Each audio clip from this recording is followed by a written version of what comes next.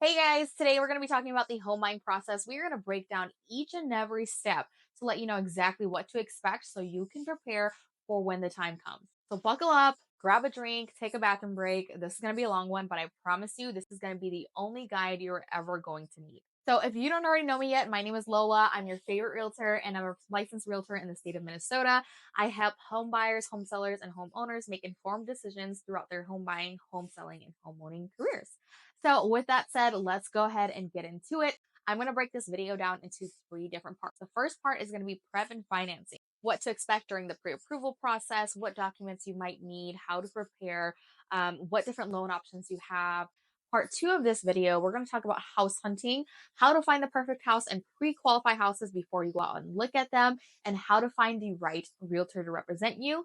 And then part three is going to be everything from the moment you get an offer accepted up until closing date. So let's go ahead and dive on in. I want you to start off this entire process by figuring out what your finances look like and whether or not this is an achievable goal for you. The first thing you want to do when you're thinking about buying a home is figure out, can I afford this? So in the description, there is a link to my ultimate home buying guide. There is a page in there that will help you break down the affordability to see if this is something that's attainable for you. So once you've done that, we're going to talk about how much you need to save in order to be able to even buy a house. Now, the first thing you want to think about is your down payment. There are loan programs out there where you can get a loan for anywhere from 0 to 20% down. Now, most of the first time home buyers that come into my office are going to put 3.5% down, and they're going to do that with an FHA loan. When I'm talking about 3.5%, I'm talking about 3.5% of whatever the purchase price is going to be. But on top of our down payment, we also want to think about our closing costs. Closing costs are typically fees that are associated with the purchase of the home.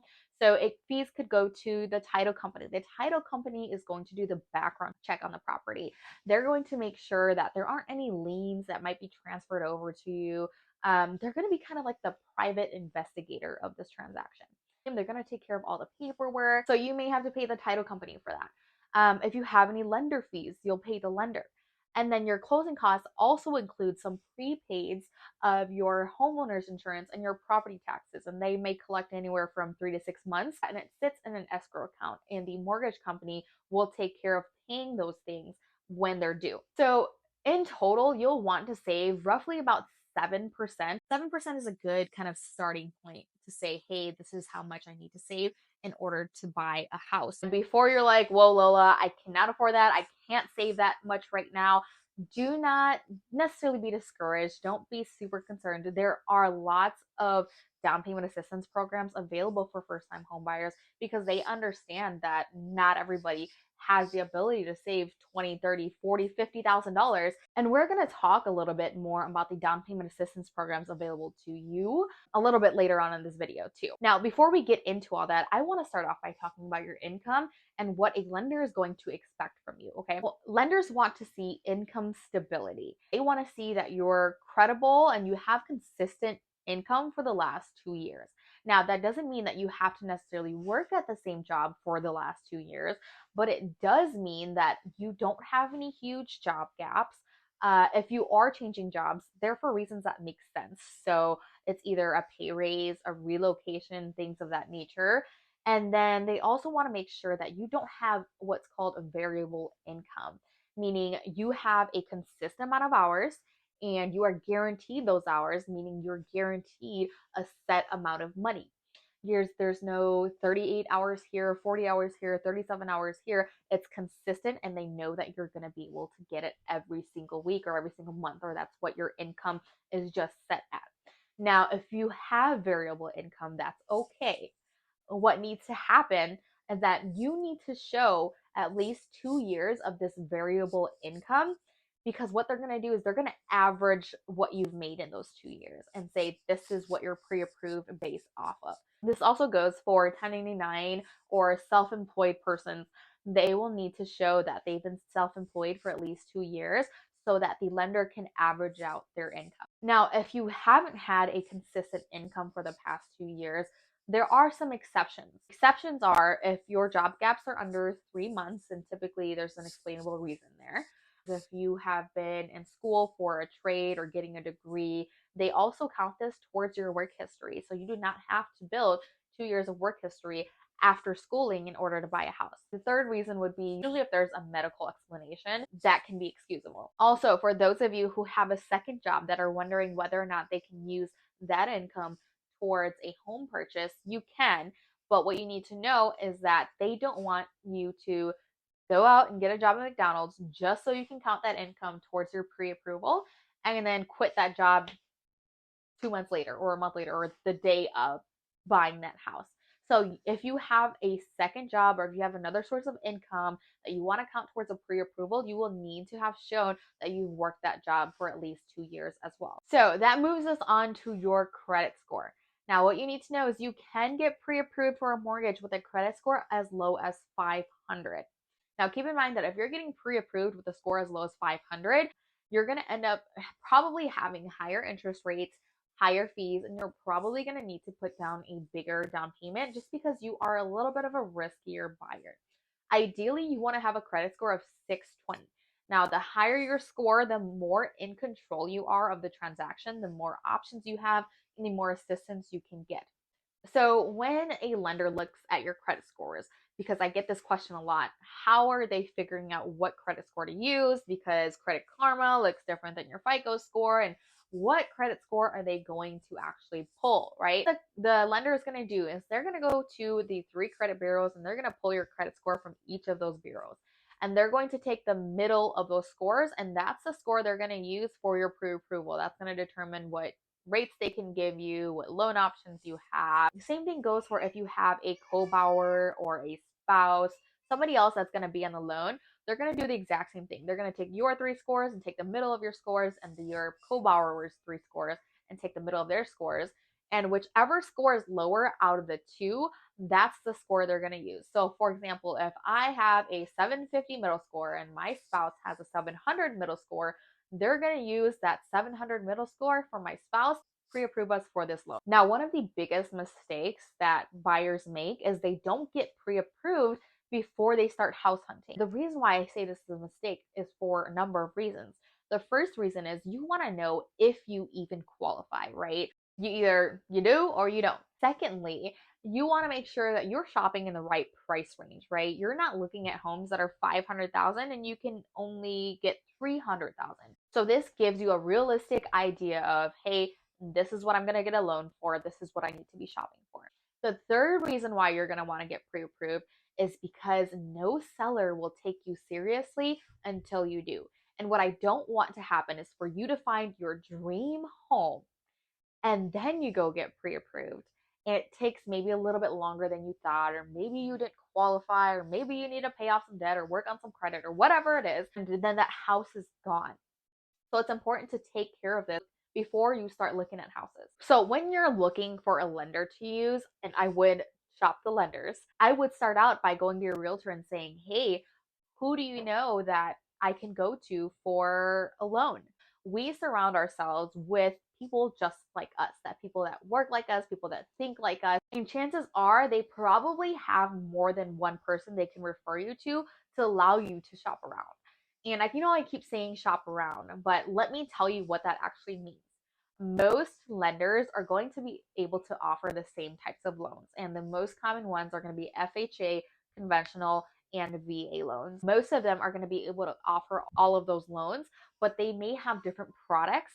They may have different credit requirements. They may have different fees. Now, a question you might be thinking while I'm talking through this is, well, if I go and get pre-approved by multiple lenders and talk to multiple lenders, won't that affect my credit score? And the answer is yes and no.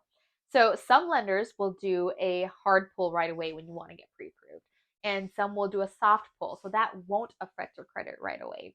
They just want an idea of, hey, here's the range that your scores are in. But what's important for you to know is that you have a 45-day window from your very first pre-approval or your very first credit pull to be able to bunch all of those inquiries as one. Because what's going to happen is you're going to go get pre-approved by 10 different banks or 3 different banks or whatever you choose.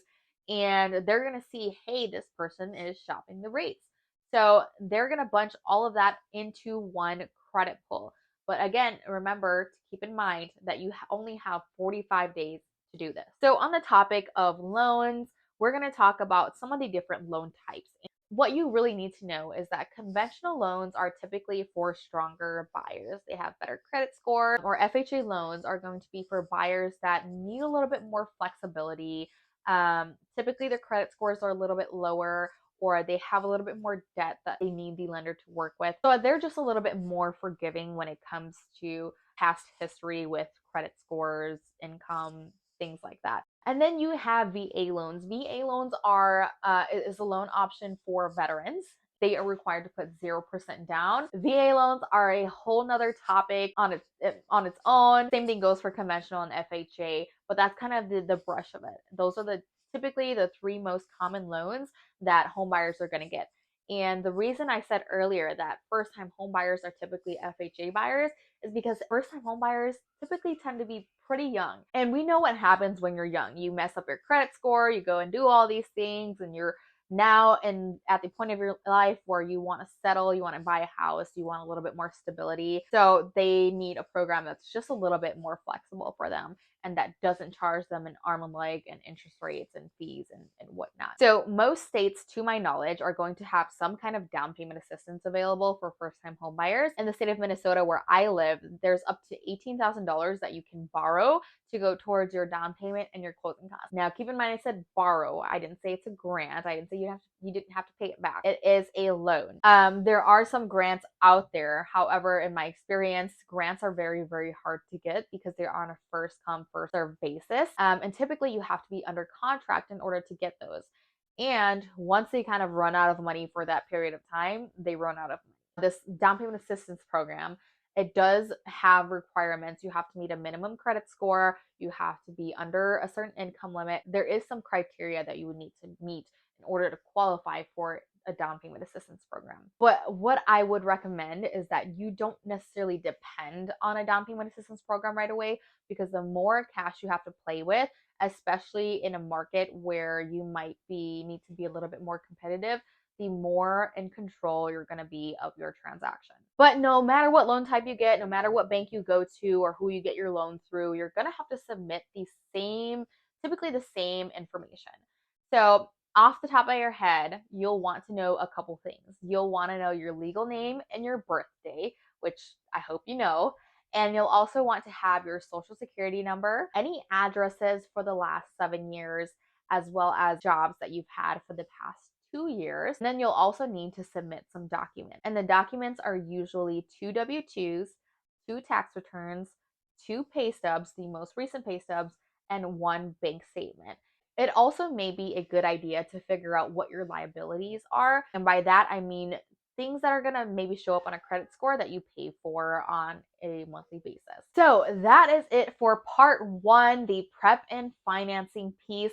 I know we've gone through a lot of information. So if you're feeling overwhelmed right now, or you want to, just be able to see something like condensed or read something condensed, make sure that you go to the description and you download my ultimate home buying guide, because that ultimate home buying guide will have everything that we're talking about today in a more condensed version. On top of that, I also added some included bonus checklists that may help you through the process as well to make sure that you're not forgetting anything. So let's move on to part two. We're going to start out talking about hiring a realtor. In most cases, buyers do not pay a commission to the agent that's representing them. Keep in mind, I said in most cases. How it typically works is the seller will pay their agent a commission, so the listing agent, and that agent will split that commission with the agent that brings a buyer, or the agent that would be representing you. There may be some cases where the seller is not paying any agent at all. For example, for sale by owners, you would want to have a conversation with your realtor to see, hey, how do you handle this? Now, when you agree to work with an agent, it's more than likely that they're going to have you sign an exclusive buyer agency agreement. Let me tell you why there's a benefit to signing a contract and saying, hey, I'm going to be loyal to this specific agent and exclusively work with this specific agent. So we all know that agents work on commission, right? So we don't get paid until a transaction actually closes. If an agent that you're working with knows that you're working with other agents, what are the chances that they're going to have your best interests at heart, answer questions when you have them without delay, give you advice maybe able to help you win or lose in an offer, what are the chances that they're going to do their best for you if they know that commission might be swept under the rug for them? So I would keep that in mind when you're maybe hesitant about signing a contract to work with one specific realtor. Whoever you choose, you should love, you should click with. If you don't click with them, you're not going to feel comfortable with them. And if you're not comfortable with them, you're not going to trust them. And if you don't trust them, you're going to walk away from your transaction questioning every decision you made throughout that entire process. So just because that realtor is your mom's best friend who was an agent for 10 years and now she's doing it part time, you don't have to work with her just because that's the first agent you know. Interview a few agents, figure out who is the best one for you. Are they asking you questions about what you're looking for, why you're looking for those things, how they can use their skills to help you, what kind of resources do you need? Hey, oh, well, you're looking for a finished basement. Why is that important to you? Oh, well, you want another living space. Well, what if there was a second living space and no finished basement? And I do that so I can have my client's best interests at heart, because if I didn't understand their interests, how am I representing their best interest? Trying to find an agent to work with. You're probably watching this video because you're a first time home buyer. And so it's important that you work with an agent that has a lot of experience with first time home buyers. And the reason why that's important, even though, of course you want long-term experience, and long-term experience usually comes with an older clientele or move up buyers or whatever the case is. Like it or not, first time home buyers require a little bit more hand holding than a step up buyer.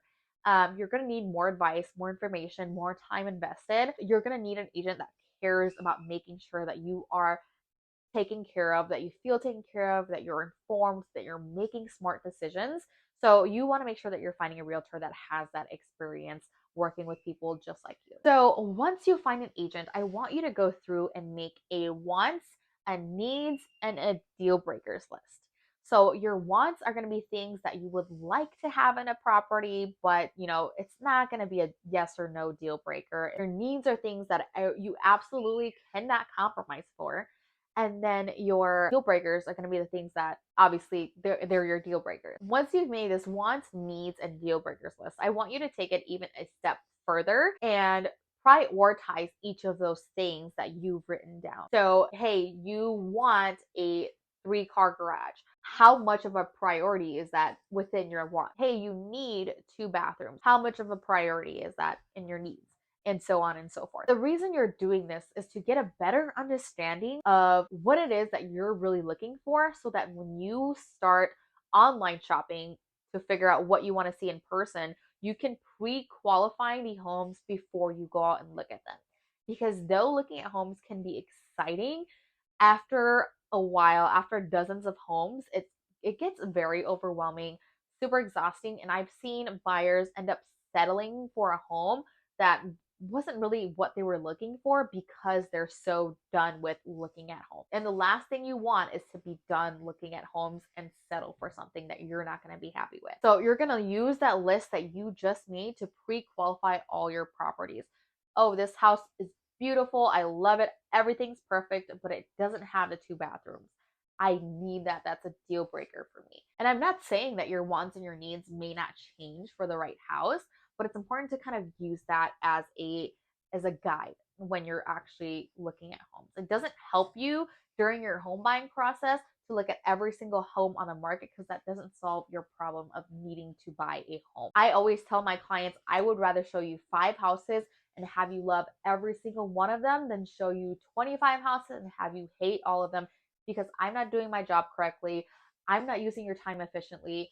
Let's pre-qualify before we go out and look. You may also want to look at a seller's disclosure prior to going out to actually viewing a property. A property disclosure will disclose all of the material facts to you to see, hey, are these some things that I want to deal with, or does this house have a bunch of problems that I would never a day in my life want to deal with? And you can typically talk to your agent and have them send these over to you to help with the pre-qualifying process. So once you actually want to make an offer on a home, there are a few things that you will need to decide. So the first thing you're going to need to decide on is purchase price. How much are you telling the seller that you're going to buy this house for? Now, when determining price, I usually say the following to my client. You want to decide on a price where you're going to be okay no matter what happens. If the seller doesn't accept your offer, you're going to say, "Hey, you know what? It sucks, but it's okay because I gave it my best and that was the highest I was willing to offer for that home." And if they do accept your offer, you're not sitting here like, "Shit, I'm gonna go house broke. What did I do to myself? Why did I offer something this high?" So find some middle ground and write an offer price wise that you're gonna be comfortable, whatever decision the seller makes. Now, you'll also want to make sure that your realtor pulls comps and ensures that you're not gonna run into an appraisal problem. To help you decide on price, you may also want to reach out to your lender and ask them for a fee sheet. And a fee sheet is basically an estimate of, here are all the numbers, and here's what your monthly payment would be for this home, and here's how much cash you would need to close.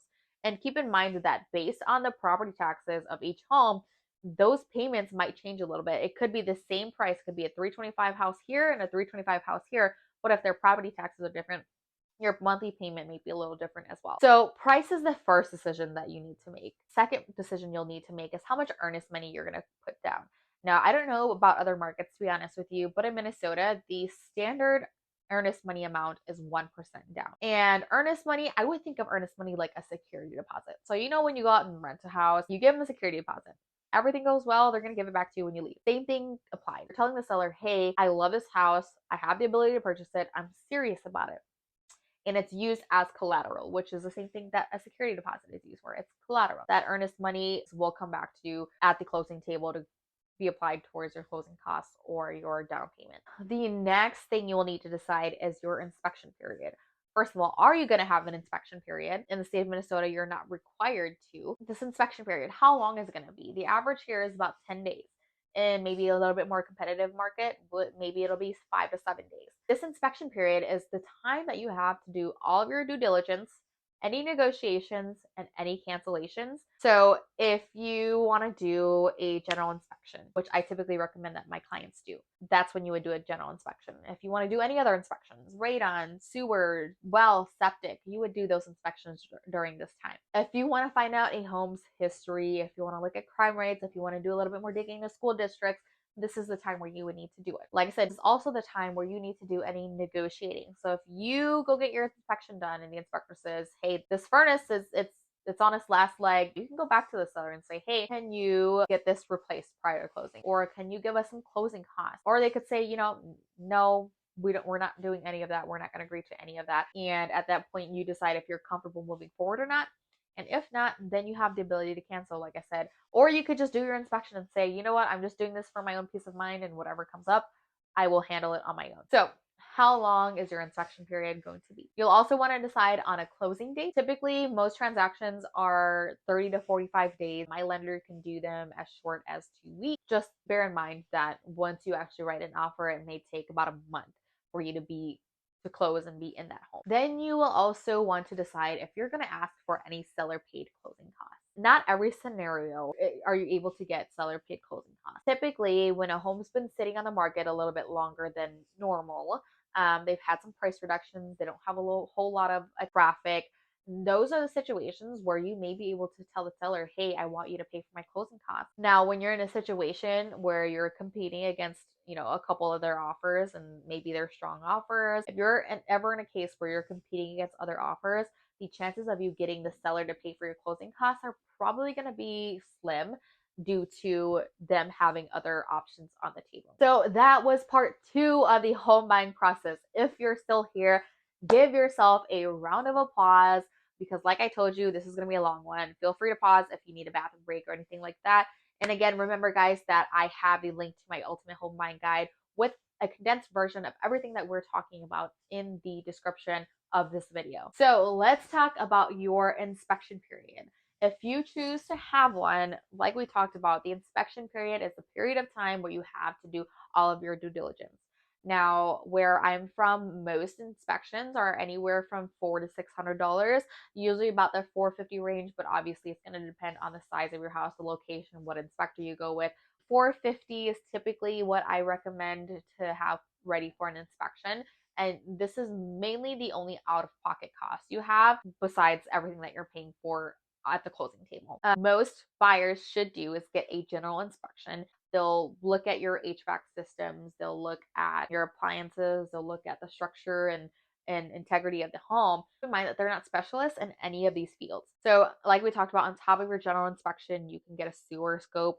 You can get if you have well and septic, you can get a well and septic inspection, pest inspection, radon inspection. There's lots of different inspections you can choose from.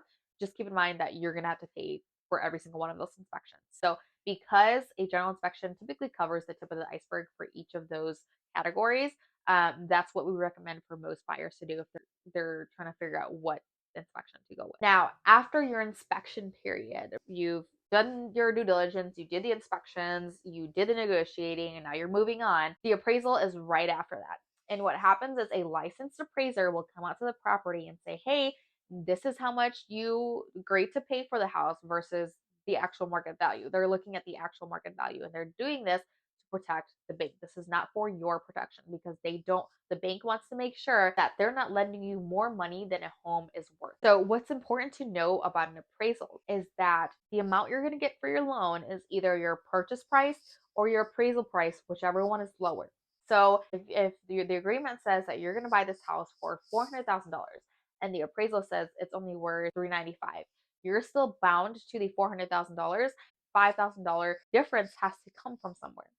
So at this point, you can submit a rebuttal to the appraiser if both sides or you guys feel very strongly that the appraiser made a mistake. You can also go back and renegotiate with the seller. Many logical sellers will do this, but maybe they won't. You can go back and say, hey, can you drop the price $2,500? I'll make up the other $2,500. If you guys cannot come to an agreement, you do have the ability, at least in my state, to cancel because you are not getting the financing for it anymore. So that's the importance of an appraisal. If your appraisal comes in at the same price that you offered or higher, typically we don't need to tell the seller this, and that just means that you've got a little bit of equity in your home already. So once your appraisal is done, your next big event is going to be the final walkthrough. Some people will do this a day before closing, some people will do it 2 days before closing. I recommend that you do it right before closing, right before you're going to drive to the title company and sign those papers.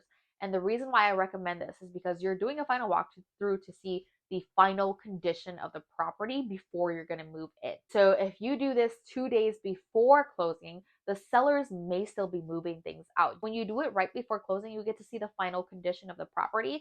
So that way, if the sellers are still moving, your agent can say, hey, we're going to do a dry closing. We're not going to release the funds until the seller's out of there. Or, hey, this was damaged during the move. So during your final walkthrough, you want to make sure that the home is in good condition and in the same condition that you saw it last, obviously minus all the stuff. On top of that, you want to make sure that any repairs you requested to be addressed were addressed. If they were supposed to leave anything, that they left those items. If they were supposed to take anything, they took those items. So doing the final walkthrough right before is way more beneficial than doing it a day before or 2 days prior to. During the final walkthrough, you'll also want to make sure that you are checking out that everything works. Every appliance, the washer, the dryer, the dishwasher, whatever's in the property you want to check out. You'll also want to test sprinklers. You'll want to test the HVAC system. So make sure that you're looking at everything and that it's in working condition. And if you've got a good realtor, they should be doing all of this for you. So after a final walkthrough, it's going to be closing. At the closing table, most of my closings are pretty quick. We used to be able to have buyers and sellers at the same table and they're signing kind of simultaneously. But once COVID hit, we all kind of just shifted into doing our own closings, and buyers sit with their own title company and their own agent and they sign all the paperwork. This typically takes anywhere from 30 to 45 minutes with my clients. If you want to take more time to read through their contracts or have more questions, this might be a little bit longer. But if your lender has everything in order and your title company has everything in order, typically you can expect it to go pretty quickly. But I still recommend that you take a couple hours off or typically the whole day off to make sure that you can deal with anything that comes up. You will also bring in your funds for closing this day. So typically you would wire funds or you would have a cashier's check, not a personal check. Don't get in trouble, get a cashier's check. you'll get the amount that you need for closing from your loan officer. It'll be cash to close, and the earnest money that you submitted earlier in the transaction will get applied towards whatever cash to close that you need to bring. So that was it, guys. Thank you so much for bearing with me. I know, like I said, this is a long one. I hope you learned a lot. I hope you are now prepared for the home buying process. If you ever have any questions, feel free to reach out to me. My information is everywhere, or you can reach me on social media. My links are down below in the description. And that's all we have for today. And I will see you guys next week.